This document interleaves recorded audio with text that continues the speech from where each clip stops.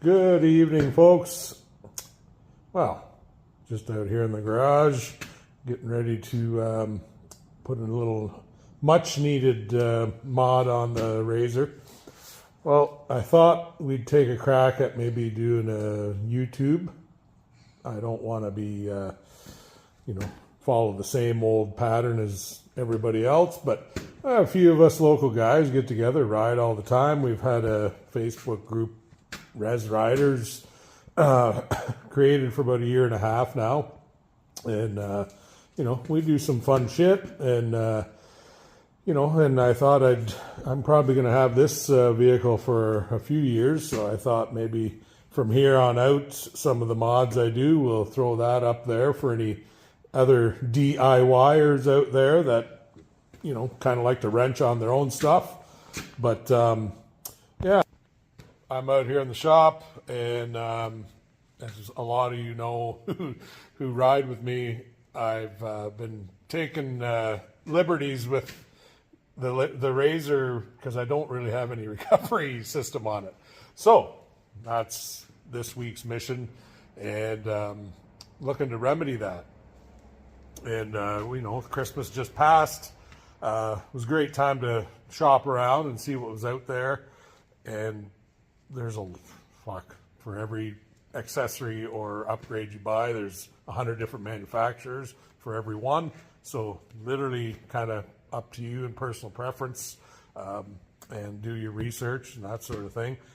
But I went with a company, and we're talking winches today. So I went with a old company I've been using for my Jeep forever and trucks, is Rough Country. So I didn't bother doing an unboxing video because, well, the box was friggin' half open. I hope all the parts are here. But anyway, got a Rough Country winch mount. These are obviously vehicle specific. I bought it for my Razor and year and everything. So if you're buying accessories, this seems like silly information, but you'd be surprised. Anyways, the Rough Country, one of the reasons I went with them is because the steel plate they were using was actually thicker than the competitors by a 1/16 of an inch. So hey, a little more strength, same pricing. So I thought let's give it a try. And their products have been pretty good for Jeeps and trucks I've used in the past. So that winch mount is definitely hefty, I will tell you. I do not think I will be using that plate with the setup I have. I wish I'd have started documenting a little earlier, but I've added the bumper on there. Has its own face plate and mount for the fair lead and everything. So I don't believe I use that with my setup, but if you're in a different setup, in a different scenario, you'll probably be using that plate. But yeah, I'm hoping everything's here. Like I said, the box was kind of shit, and that's what we're putting on. Excuse me, dog. That's hella. We're going with the Rough Country electric winch Pro Series 6500. So the rule of thumb I've always used in the Jeeping in 4x4 days is kind of triple the vehicle weight at minimum. So supposedly listed at 2,000 pounds. So there we go. That's the math. 6,500 is a little overkill, in fact. Comes with everything, and I'll probably lay that out on the table once I get that box open. And this package deal I got, wasn't really shopping for one, but I kind of was and I kind of wasn't. But Black Series, where does it say? Well, that's a little 10-inch slime light. Little LED light, yeah, is what that is. So I'll throw that out on the table once I get that open too. And yeah, there's the other pooch. Don't think she's looking to help, but anyways, yeah, we're gonna fill maybe the page with a little bit of wrenching, a little bit of driving, and hopefully not a lot of braking. And we will see how it goes. And if you show interest, I'll try to keep them relatively short and more action than babbling. But And then the odd, like I said, the odd upgrade, the odd wrench time. I'm hoping to get maybe over to some buddies. I know they got some modifications coming, excuse me, for their vehicles. So yeah, it's always a good time. I don't mind helping. So anyways, we will start, unboxing, laying parts out, and I won't bore you with that details, and we'll, stop in and recheck at certain stages maybe.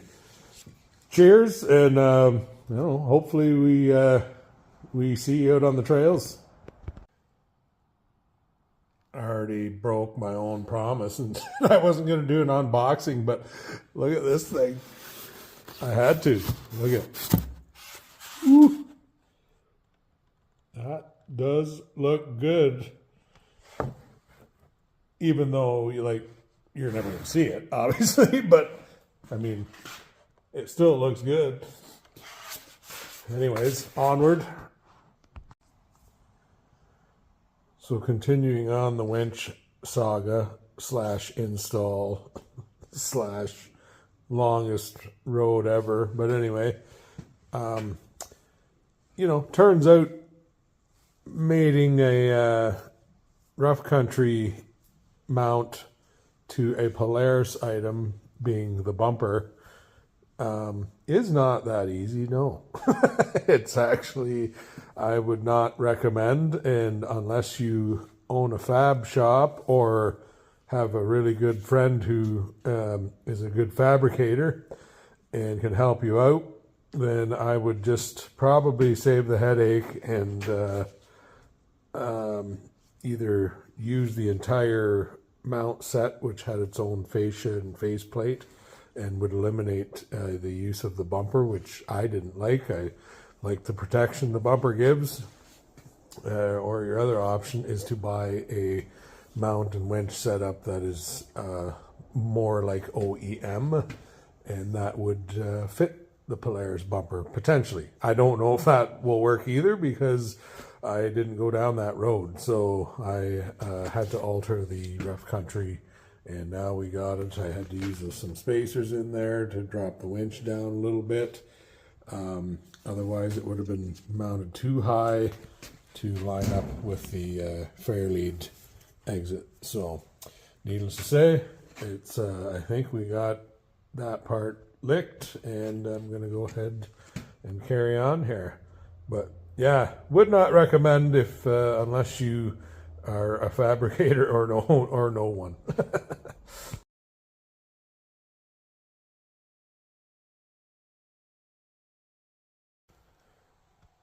All right, the winch is officially in, or on the bike at least, and or vehicle as I should be calling it.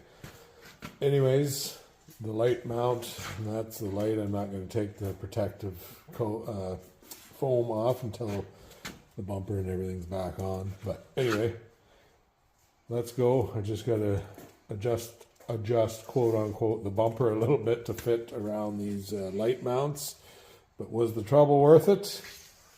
I'm thinking so. I will pop back in once the bumper's on and we'll see.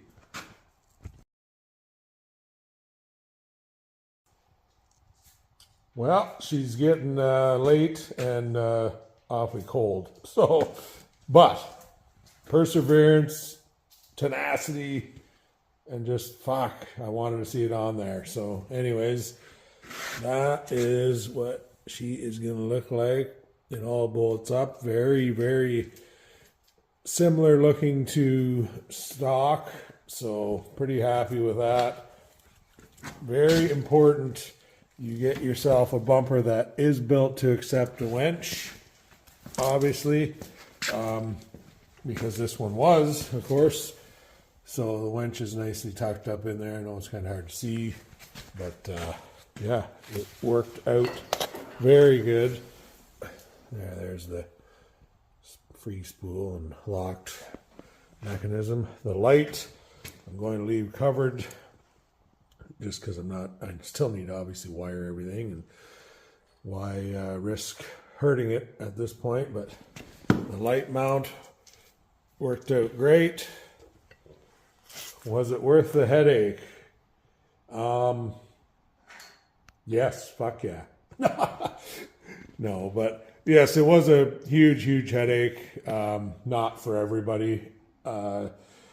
Yeah, I don't know. It was difficult to make that all fit together, and but I like the look of it. I will now have a light on the front that's mounted in a very solid way, right on a mount that's built for it. So, anyways, now to the crappy shit, and that's wiring. But anyway, let's shut her down for tonight. Well, more bullshit when you try and do an aftermarket upgrade and quote unquote save some money from OEM products, because everybody knows Polaris is one of the most expensive ones. But anyway, look at the mounting hole for the solenoid on the winch. Look at that placement. Like, even with that nut off of the terminal, how in the fuck are you supposed to get a fucking screw through there? Like, come on, rough country. That is fucking so stupid. Pardon my French, but absolutely ridiculous. Like, anyways. Yep. Should have just bought Polaris. Well, that certainly escalated quickly. Yeah, so the hood and the dash and the whole kit and caboodle's off there. Well, and the tire. So we had to route the wiring. I'm just finishing that up now, and then we'll get into the nuts and bolts of getting power to everything and hopefully, fingers crossed, test it. And then some reassembly and maybe this long journey will come to an end. Check in later. All right, we got some plus temps today. Not much, but +2. So I'm going to try and wrap this entire little project up. But since I had the dash off and everything anyway to do the wiring for the winch and stuff, I thought it'd be kind of crazy not to do finish my front lighting. As we see, I only have the 10-inch bar down there. But I did not, as I stated earlier in the video, I did not really want a light bar up top here, only because there's been many instances trail riding where I've had large branches and even trees rub up and over the roll bar there, and I can just see that a light bar situated there just being tore off. So I decided to go with something else, and that would be these bad boys. These are mirrors with LED on the back. So these are Kemimoto's. Obviously a name that's been around forever, and yeah, those should do the trick and round out any front end lighting I will require anyways. I like to keep it kind of simple and not have things everywhere and too busy on the machine. So the only other thing I might add for lighting obviously will be rear, and that might be a chase light, something to that effect. But anyways, hoping to wrap this up today, this afternoon and evening, and have everything put back together. I'm on the tail end of this, but yeah, I wanted to just, Kemimoto was actually having a pretty big sale this week, so these lights I think were, I was under $150. So I mean, it just, then that'll finish my lighting, and I'll be able to finish the wiring and go from there. Check back in later. Okay, so wiring is all, I think, done. The winch I've tested before, and it's good. So that's awesome. Everything works there. Now, I tried to wire these Kemimoto light side mirror lights. Sorry, it's late and cold, and I tried to wire them in with the same switch as the light bar on the bumper. I don't know if that's going to work or if I should have done that, but by all rights, they both just need 12 volt source. So let's see how that works.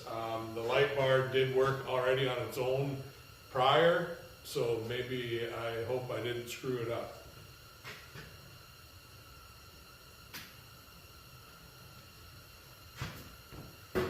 Oh, yes, yes, is it? Okay, I don't see anything bursting into flames, so I think we all good. And if that is the case, I will put the rocker in its spot. I should shut this off since you probably can't see me. There we go. And I think I'm good to reassemble. Woo, that was a haul, but it made sense to put these on while the dash was off. So anyways, check back in a sec. Well, more than a sec. So I'm no professional installer or electrician or any of these things, but took my time, did my best to route the wires, keep them hidden. I'll come around here and go along with factory wiring, and that's the bus bar and the 2 different solenoids for the lights. Everything's nicely tucked away with room, you know, for if I do add rear stuff or whatever, but they leave you lots of space in there, relatively speaking. And now it's just time to, yeah, go ahead and do the dash.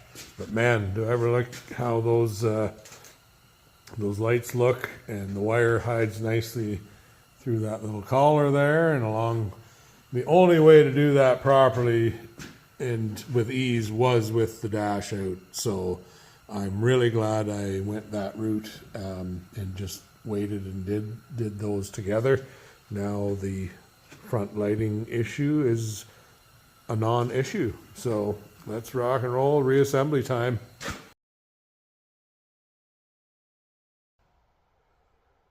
Well, it's late, it's cold, but by God, we got her.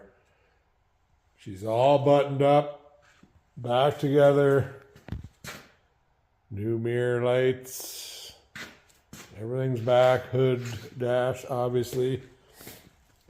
That came together very nice and tucked away. Oh man, would I do that over again? Probably not. No. Yeah, that was a bit of a pain in the ass, as I've stated a few times over the video, but ultimately a little bit of stubbornness and thick-headedness and everything went together. But again, as long as you have access maybe to a shop or some fab tools, just stick with OEM stuff. You'll be a lot happier. And if you are putting these mirror lights on your vehicle, well, on a Razor anyways, very much easier to take the dash out and do it that way. The wires all run nicely.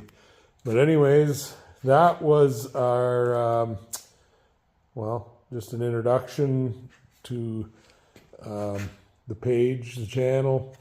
I'll do more install stuff, not like step by step, but you know, try and give you an idea of difficulty. This is going to be Frank and Razor because I'm not really partial to one brand or the other, just whatever fits and whatever's cost effective, that type of thing. I do obviously do reviews and stuff like that, so if it gets crap reviews, I'm not going to use it, of course, but most of the stuff I used was very well reviewed and actually worked great, fit great, other than me trying to marry a rough country product to a Polaris product. That was a huge nightmare. But anyways, there we go. Yeah, again, it's cold, it's late. That's going to conclude this sort of first video, and hopefully the next ones will be maybe some ride vids and that type of thing. But if you enjoyed, let me know what worked, what didn't. Like I said, this wasn't like a direct install vid, but I saw nothing on the internet about putting a rough country on one of these things, especially using the Polaris bumper. So there you have it. A little more difficult than anticipated, but that's the way she goes, boys. And we'll talk soon. Cheers.